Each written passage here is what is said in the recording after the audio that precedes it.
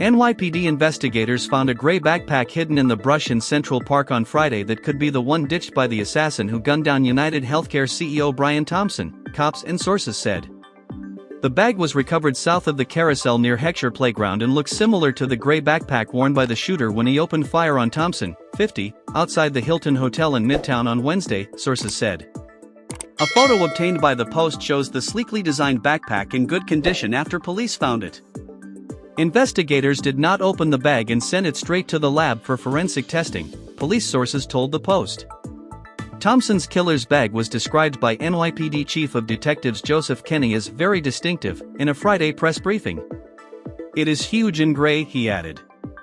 Paul Deering, the founder and chief executive of Peak Design, told the New York Times he thinks the backpack worn by the gunman in the surveillance photos released by the NYPD could be a version of the everyday backpack his company sells.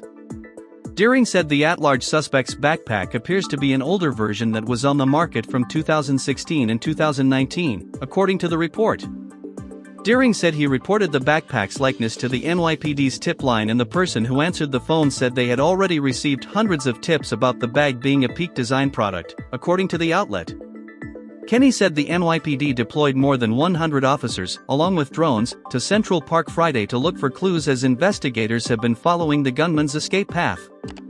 On Friday night, more than 24 cops with flashlights were seen scouring the area near the Naumburg Bandshell entrance to Rumsey Playfield. Bullets recovered from the crime scene in front of the Hilton Hotel in Midtown are also being tested to see if they match bullets from any prior shootings, Kenny said Friday. Investigators believe the masked gunman ultimately left town after footage showed him walking into a Port Authority bus center near 178th Street and Broadway about an hour after the shooting, but no cameras show him exiting the station, Kenny said.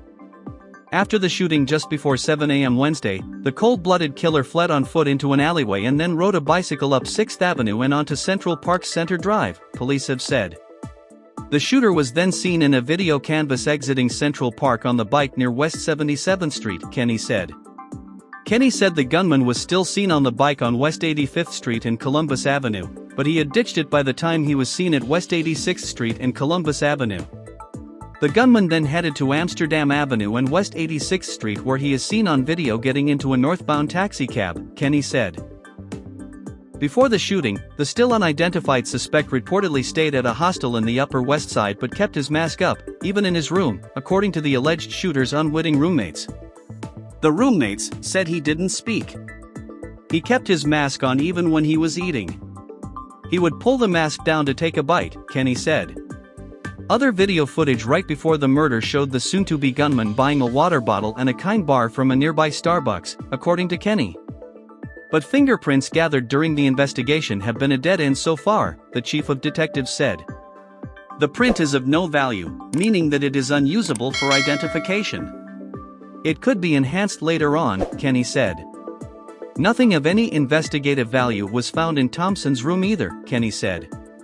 But Kenny said the NYPD has teams examining every tip that comes in, including some from out of state.